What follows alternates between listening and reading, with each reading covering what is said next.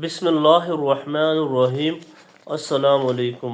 آج ہمارا موضوع ہے ہجرت کا باب، جس میں ہم آپ صلی اللہ علیہ وسلم اور حضرت ابو بکر صدیق رضی اللہ عنہ نے کس طرح مکہ سے مدینہ کی طرف ہجرت کی، تو اس کے بارے میں ہم شروع کرتے ہیں۔ نبی اکرم صلی اللہ علیہ وسلم اور حضرت ابو بکر صدیق رضی اللہ عنہ کی ہجرت۔ حضرت عروہ رضی اللہ عنہ سے مرسلہ منقول ہے کہ حضور صلی اللہ علیہ وسلم حج کے بعد ذی الحجہ کے بقیہ دن اور محرم اور سفر مکہ میں ٹھہرے رہے، اور جب مشرکین قریش کو اس بات کا یقین ہو گیا کہ حضور صلی اللہ علیہ وسلم یہاں سے جانے والے ہیں اور اللہ تعالیٰ نے آپ صلی اللہ علیہ وسلم کے لیے مدینہ میں ٹھکانہ اور حفاظت کی جگہ بنا دی ہے، اور انہیں معلوم ہو گیا کہ انصار مسلمان ہو گئے ہیں اور مہاجرین ان کے پاس جا رہے ہیں، تو انہوں نے حضور صلی اللہ علیہ وسلم کے خلاف انتہائی قدم اٹھانے کا فیصلہ کر لیا، اور یہ طے کر لیا کہ وہ حضور صلی اللہ علیہ وسلم کو پکڑ کر رہیں گے، پھر نعوذ باللہ من ذالک یا تو ان کو قتل کر دیں گے یا قید کر دیں گے۔ عمر بن خالد راوی کو شک ہے کہ قید کرنے کا ذکر ہے یا زمین پر گھسیٹنے کا۔ بظاہر قید کرنے کا ذکر ہے، یا آپ صلی اللہ علیہ وسلم کو مکہ سے نکال دیں گے یا آپ صلی اللہ علیہ وسلم کو باندھ کر رکھیں گے۔ اللہ تعالیٰ نے حضور صلی اللہ علیہ وسلم کو ان کی اس سازش سے باخبر کر دیا، اور یہ آیت نازل فرمائی جس کا ترجمہ یہ ہے: اور جب فریب کرتے تھے کافر کہ تجھ کو قید کر دیں یا مار ڈالیں یا نکال دیں، اور وہ بھی دعو کرتے تھے اور اللہ بھی دعو کرتا تھا، اور اللہ تعالیٰ کا دعو سب سے بہتر ہے۔ جس دن حضور صلی اللہ علیہ وسلم حضرت ابو بکر رضی اللہ عنہ کے گھر تشریف لے گئے، اس دن آپ صلی اللہ علیہ وسلم کو یہ خبر لگی کہ آپ صلی اللہ علیہ وسلم رات کو جب اپنے بستر پر لیٹ جائیں گے تو وہ کافر رات کو آپ صلی اللہ علیہ وسلم پر حملہ کر دیں گے۔ چنانچہ رات کے اندھیرے میں آپ صلی اللہ علیہ وسلم اور حضرت ابو بکر صدیق رضی اللہ عنہ مکہ سے نکل کر غار ثور تشریف لے گئے، اور یہ وہی غار ہے جس کا اللہ تعالیٰ نے قرآن مجید میں ذکر فرمایا ہے۔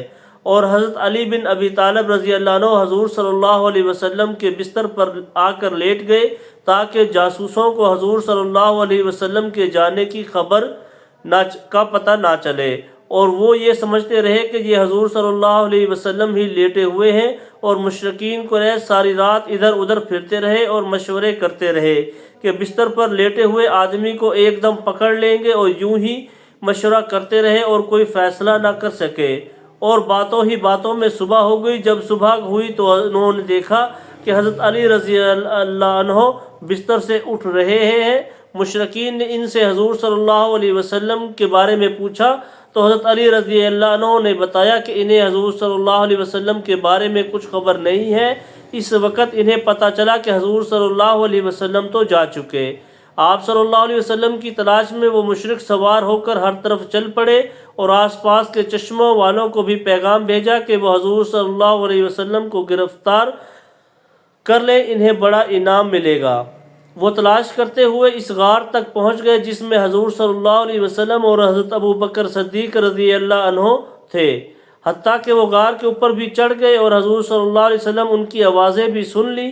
حضرت ابو بکر تو اس وقت بہت ڈر گئے اور ان پر خوف اور غم طاری ہو گیا، تو حضور صلی اللہ علیہ وسلم نے ان سے فرمایا، ترجمہ: غم نہ کرو، یقیناً اللہ ہمارے ساتھ ہے۔ اور آپ صلی اللہ علیہ وسلم نے دعا مانگی، چنانچہ اللہ تعالیٰ کی طرف سے فوراً آپ پر سکینہ نازل ہوئی، جس کے قرآن مجید میں ہے ترجمہ: پھر اللہ نے اتاری اپنی طرف سے ان پر تسکین، اور ان کی مدد کو وہ فوجیں بھیجی کہ تم نے نہیں دیکھی، اور نیچے ڈالی بات کافروں کی، اور اللہ کی بات پر ہمیشہ اوپر ہے، اور اللہ زبردست ہے، حکمت والا۔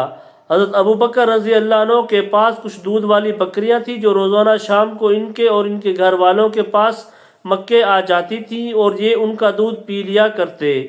حضرت ابو بکر رضی اللہ عنہ کے غلام حضرت عامر بن فہیرہ رضی اللہ عنہ بڑے امانت دار، دیانت دار اور بڑے پکے مسلمان تھے۔ انہیں حضرت ابو بکر نے کسی رہبر کو اجرت پر لینے کے لیے بھیجا، چنانچہ انہوں نے بنو عبد بن عدی کا ایک آدمی اجرت پر لے لیا جسے ابن الرقیت کہا جاتا تھا، جو کہ قریش کے بنو سہم یعنی بنو عاص بن وائل کا حلیف تھا۔ یہ ادوی آدمی اس وقت مشرک تھا، اور وہ لوگوں کو راستہ بتانے کا کام کرتا تھا۔ ان دنوں وہ ہماری سواریاں لے کر چھپا رہا۔ شام کے وقت مکہ کے تمام حالات لے کر حضرت عبداللہ بن ابی بکر رضی اللہ عنہما ان دنوں حضرات کے پاس آتے اور حضرت عامر بن فہیرہ ہر رات بکریاں لے کر آتے۔ یہ حضرات ان کا دودھ نکال کر پی لیتے اور ذبح کر کے گوشت کھا لیتے۔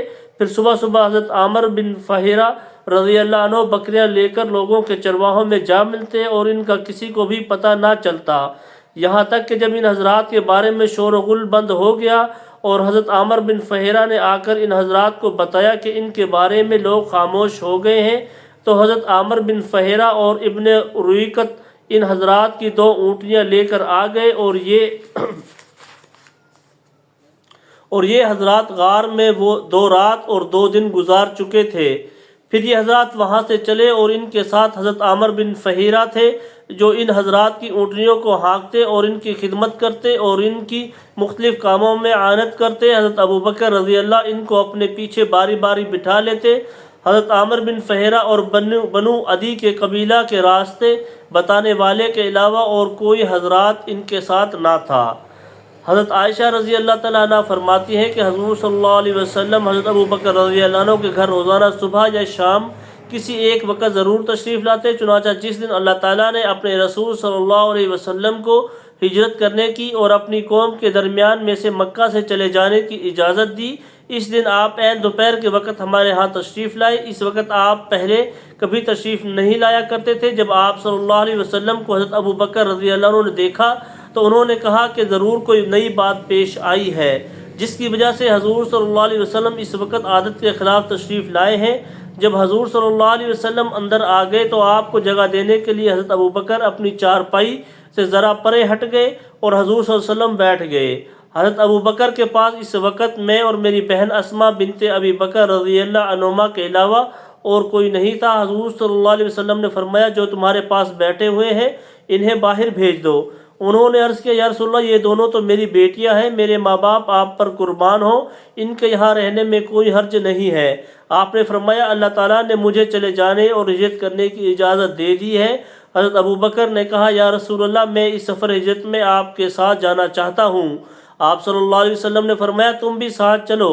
حضرت عائشہ فرماتی ہے کہ اللہ کی قسم مجھے معلوم نہیں تھا کہ انسان خوشی کی وجہ سے بھی رویا کرتا ہے۔ اس دن حضرت ابوبکر کو روتے ہوئے دیکھ کر یہ پتہ چلا۔ پھر انہوں نے عرض کیا یا نبی اللہ یہ 2 سواریاں میں نے اس وقت کے لیے تیار کر رکھی تھیں۔ ان حضرات نے حضرت عبداللہ بن اوریقت کو راستہ بتانے کے لیے اجرت پر لیا۔ یہ قبیلہ بنو وائل بن بکر کا تھا اور اس کے والد بنو سہم بن عمر میں سے تھے اور یہ مشرک تھا اور اسے اپنی دونوں سواریاں دے دیں اور جو وقت اس سے مقرر کیا تھا اس وقت تک وہ ان دونوں سواریوں کو چراتا رہا۔ علامہ بغوی نے ایک عمدہ اسناد کے ذریعے حضرت عائشہ رضی اللہ عنہما سے اس حدیث کا کچھ حصہ نقل کیا ہے۔ اس میں یہ مضمون ہے کہ حضرت ابوبکر رضی اللہ عنہ نے حضرت عرض کیا ساتھ رہنے کی درخواست کی ہے، حضور نے فرمایا منظور ہے۔ حضرت ابوبکر رضی اللہ عنہ نے کہا میرے پاس 2 سواری ہیں جن کو 6 مہینے سے اس وقت کے لیے گھاس کھلا رہا ہوں، آپ صلی اللہ علیہ وسلم ان میں سے ایک لے لیں۔ آپ نے فرمایا میں ویسے نہیں لوں گا بلکہ اسے خریدوں گا۔ چنانچہ حضور نے حضرت ابوبکر سے وہ سواری خریدی۔ پھر وہ دونوں حضرات وہاں سے چلے اور غار میں جا کر ٹھہر گئے۔ آگے اور حدیث ذکر کی ہے۔ یہ باب کافی بڑا ہے اس لیے ہم اس کو 2 حصوں میں انشاءاللہ مکمل کریں گے اور آپ کے علم میں اضافہ ہوگا۔ جو کچھ پڑھا ہے اللہ تعالیٰ عمل کی توفیق عطا فرمائے۔ السلام علیکم۔